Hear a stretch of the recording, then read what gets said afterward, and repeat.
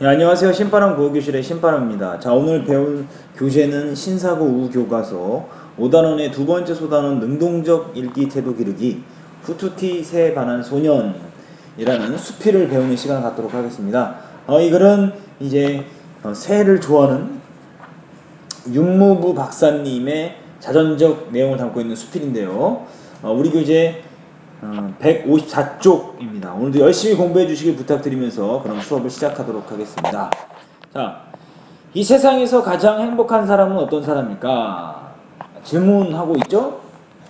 아마도 자신이 가장 좋아하는 일을 하는 사람이 아닐까 싶다라고 말하면서 지금 묻고 답하는 표현 방법을 사용했습니다. 이런 걸 보고 우리는 뭐라 그러냐면요, 문답법이라고 그러죠. 묻고 답하는 표현 방법, 문답법이라고 이야기합니다.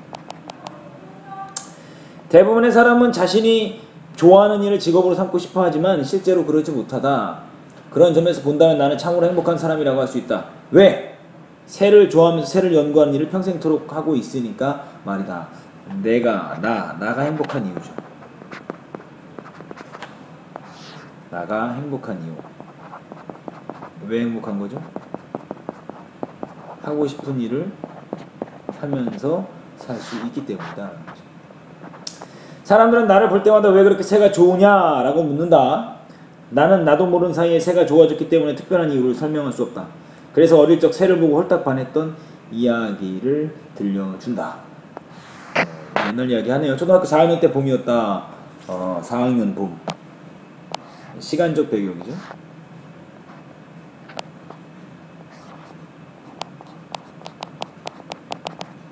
시간적 배경 1번. 그때 나는 단 한 번도 본 적이 없는 새를 보게 되었다. 내 고향 거제는 많은 철새가 날아오는 곳이라 나는 그곳을 찾는 새들을 거의 다 알고 있었다. 그는 내 앞에 새로운 새가 나타난 것이었다. 나는 그 새를 보는 순간 깜짝 놀랐다. 인디언 추장같이 생긴 그 새는 너무나 아름다웠다. 말 그대로 나는 한눈에 반하고 말았다. 나중에 알게 된 그 새의 이름은 후투티였다. 그러니까 인디언 추장같이 생긴 것은 바로 후투티의 생김새라는 거죠. 자, 다음 문단입니다.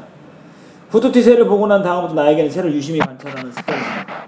처음에는 후투티 새를 보는 일에만 정신이 팔려 있었다.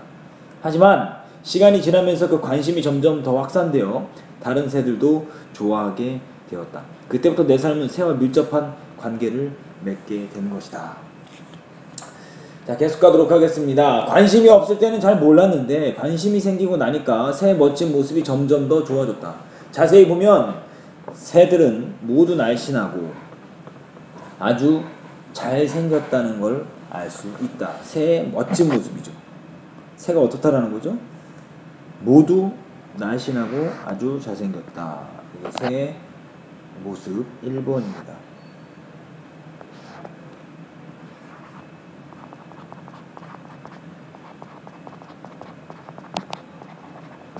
멋진 모습 1번. 날씬하고 잘생겼다 이거죠. 이거 생김새에 관한 거죠.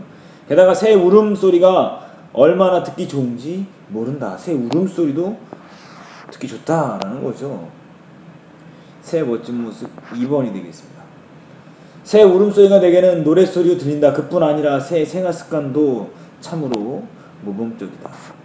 새 멋진 모습 3번이죠. 생활 습관이 굉장히 모범적이다. 아침에 일찍 일어나 부지런히 먹이 활동을 하며 제 새끼들을 키운다. 새는 정말 나무랄 곳이 거의 없는 동물이다 라고 이야기합니다. 자, 핵심만 속 정리해볼까요? 글쓴이가 좋아하는 새의 특성, 새의 멋진 모습, 외모가 날씬하고 잘생겼다, 울음소리가 듣기 좋다, 생활습관이 모범적이다 라는 것을 우리는 알 수가 있습니다. 자, 다음 페이지 넘어가시죠. 155쪽입니다.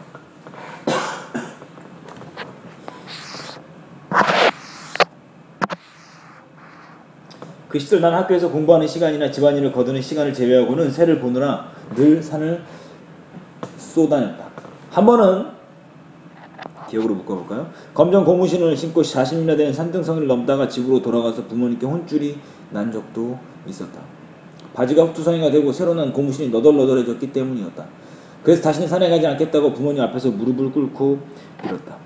그렇게 꾸준함을 들으면서도 새에 대한 나의 관심은 사그라지지 않았다.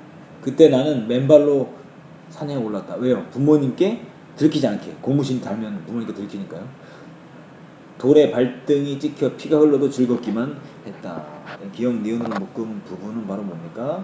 새에 대한 관심을 뒷받침하죠. 새에 대한 글쓴이의 관심을 뒷받침하는 일어다.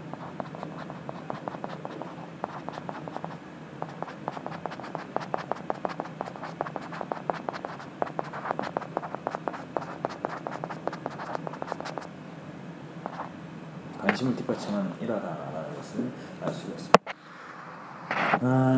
사는 새들은 나의 둘도 없는 친구였다. 나는 어린 시절 그렇게 새와 함께 보냈다. 자, 여기에 빠진 말이 있네요. 원래 여기는 사는 새들이라고 했는데 여기 오타네요. 여기 장승포에 사는 새들. 장승포에 사는 새들은 나의 둘도 없는 친구였다라는 거죠. 그러니까 시간이 나면서 새를 보느라 산을 쏘다녀서 부모님께도 혼났다라는 일화. 그만큼 새를 뭐했다? 좋아하고 관심 있게 생각했다라는 거죠. 성장해 가면서 새에 대한 관심은 점점 더 커졌다. 중학교 2학년 때, 이제 중학교 2학년 때 시간적 배경은 6번입니다. 아까 초등학교 4학년 봄이었죠. 나는 서울로 올라와 직장을 다니던 형과 함께 달동네에서 자취를 하게 되었다. 그 당시는 다들 가난하게 살 때였고 우리 형제도 몹시 어렵게 생활했다. 나는 밥을 먹을 때보다 굶을 때가 더 많았다. 더구나 학교에서는 새로 만난 친구들과 잘 어울리지 못했다. 그러다 보니 늘 고향이 그리웠고 고향의 새들이 보고 싶었다. 경제적으로 어렵고 학교 생활을 적응하지 못했기 때문이죠. 그래서 방학이 시작되기가 무섭게 나는 거제도로 내려왔다. 그러고 방학 기간에 대부분은 새를 보며 지냈다. 고향의 새들은 나에게 서울 생활의 고단함을 잊을 수 있게 해주는 시료지였다. 그런데 안타깝게 고향에서 없어지는 새들이 생겨났다. 밭종다리 같은 작은 새들이 흔적도 없이 사라졌다. 섬 휘파람새도 보이지 않았다. 예전에 자주 보던 새들이 보이지 않으면 가까운 친구를 잃어버린 것처럼 마음이 허전했다. 그러니까 서울에서 잘 적응을 못하고 경제적으로 어려워서 고향에 내려와서 새를 통해서 마음의 치유를 얻었다라는 거죠. 방학 동안 고향의 새들을 보며 힘을 얻은 나는 고단한 객지 생활을 이겨낼 수 있었다. 그렇게 공부를 하면서 고등학생이 되었고 대학 진학을 앞두게 되었다. 고등학생이 되었고 대학 진학을 앞두게 되었다. 자, 시간적 배경 3번이죠.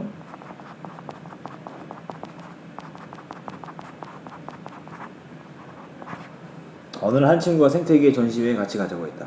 반가운 마음에 그 친구를 따라갔다가 나는 몹시 놀랐다. 내가 아는 새들이 거기에 다 모여 있었던 것이다. 친숙한 새들의 이름을 확실히 알 수 있었고 체계적으로 분류가 되어 전시된 새들의 특징을 잘 파악할 수 있었다. 그때 나는 새를 전문적으로 연구하기 위해 생물학과에 진학하겠다고 결심했다. 그러니까 결국 이 친구가 어디 가자고요? 생태 전시회 가자고 이야기한 것이 계기가 돼서 자, 여기 기억 니은으로 묶어보시죠. 기억 니은으로 묶은 부분을 통해서 알 수 있는 것은 뭐냐면 생물학 진학을 결심하게 된 계기죠.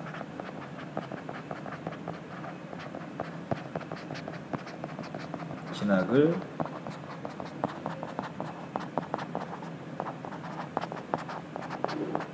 결심하게 된 계기는 친구와 함께 생태계 전시회에 갔다가 결심하게 됐다라는 거죠. 156쪽 넘어가도록 하겠습니다.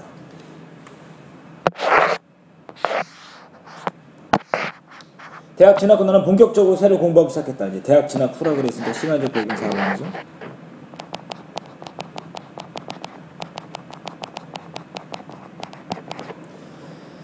다른 사람들의 눈에는 새에 미친 것처럼 보일 정도였다. 내 머릿속은 항상 새에 대한 생각으로 가득 차 있었고 새가 있는 곳이면 어디든 찾아다녔다. 그러다가 한 번은 죽을 고비를 넘긴 적이 있었다. 아주 새에 대한 열정이 나오네요. 1967년 경기 지역에 집중호우가 쏟아진 때였다. 그때 나는 새를 관찰하기 위해 개울가에 발을 담갔다가 그만 미끄러져 급류에 휘말리고 말았다. 섬에서 나고 자란 나는 수영만큼은 자신이 있었다. 하지만 급류 속에서는 나의 수영 실력도 별 효과가 없었다. 시간이 흐르면서 온몸에 힘이 빠지기 시작했다. 나는 죽을 힘을 다해 떠내려가는 지붕 위로 기어 올라가 살려달라고 외치다가 정신을 잃고 말았다. 정신을 차려보니 병원이었다. 니은으로 묶어보시죠. 새에 대한 열정을 뒷받침하는 일화죠.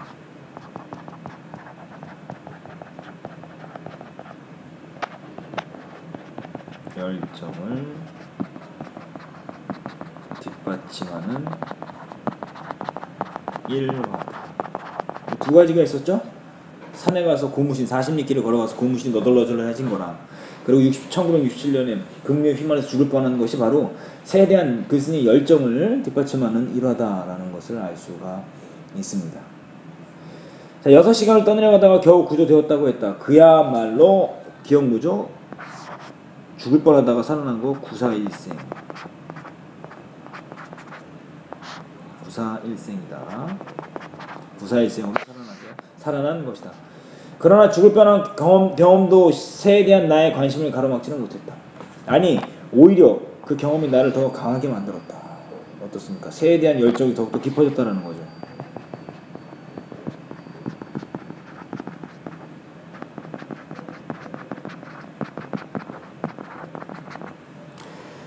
나는 그때 목숨을 다시 얻은 것과 마찬가지라고 생각했고 남은 생애를 다 바쳐서 새를 연구해야겠다고 마음을 먹었다. 지금까지 그 결심을 변함없이 실천하고 있다. 어린 시절 후투티 새를 보고 반하지 않았다면 내 삶은 많이 달라졌을 것이다. 결국 뭐예요? 어린 시절 보았던 후투티 새. 이것이 바로 뭡니까? 새에 대한 관심을 가지게 된 계기죠.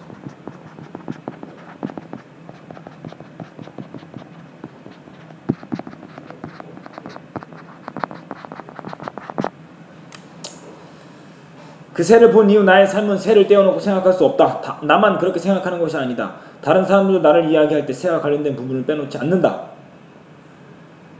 내가 좋아서 쫓아다닌 새가 나의 삶을 가치 있고 행복하게 만들었다. 자, 결국 자신이 좋아하는 일을 하고 있다는 거죠. 나는 나의 사랑이자 나의 분신인 새와 평생 함께 하리라 라고 다짐하면서 끝나는 거죠. 새에 대한 애정을 강조하는 거죠. 애정, 사랑하는 마음을 강조하며 글을 마치고, 자, 핵심만 쏙 글쓴이의 삶에 영향을 준 결정적인 사건. 초등학교 시절 후투티 새와의 만남. 글쓴이가 새에 대한 특별한 관심을 갖게 된 계기를 제공해줬다. 고등학교 시절 생태계 전시 관람회. 글쓴이가 생물학과로 진로를 결정하게 된 계기가 되는 이야기다라는 것을 알 수가 있습니다. 이렇게 해서 후투티 새에 반한 소년, 능동적인 읽기와 태도 기르기 오늘 마무리를 짓도록 하겠습니다. 이제 정리 한번 해보죠. 다 배웠으니까요. 153쪽으로 오시길 바랍니다. 자, 글의 종류가 뭐라 그랬죠? 수필, 신변 잡기적인 글이다 라는 거 오마이노트 정리하시고요.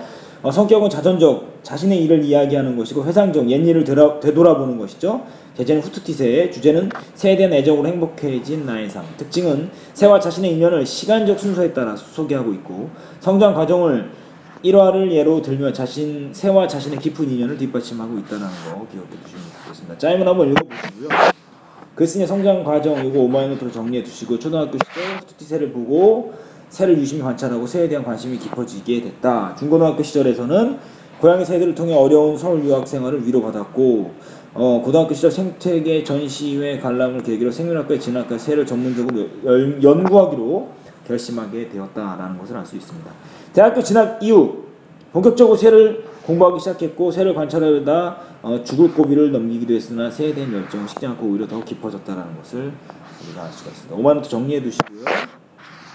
자, 글쓴이가 좋아하는 새의 특성 3가지 있죠. 외모가 잘생겼다, 날씨나 울음소리가 듣기 좋다, 생활습관이 모범적이다. 새를 좋아하는 이유 3가지, 새를 좋아하는 이유 3가지, 그리고 새의 멋진 모습 3가지 기억해 두시길 바랍니다. 이러한 역할, 글쓴이가 겪었던 일이죠.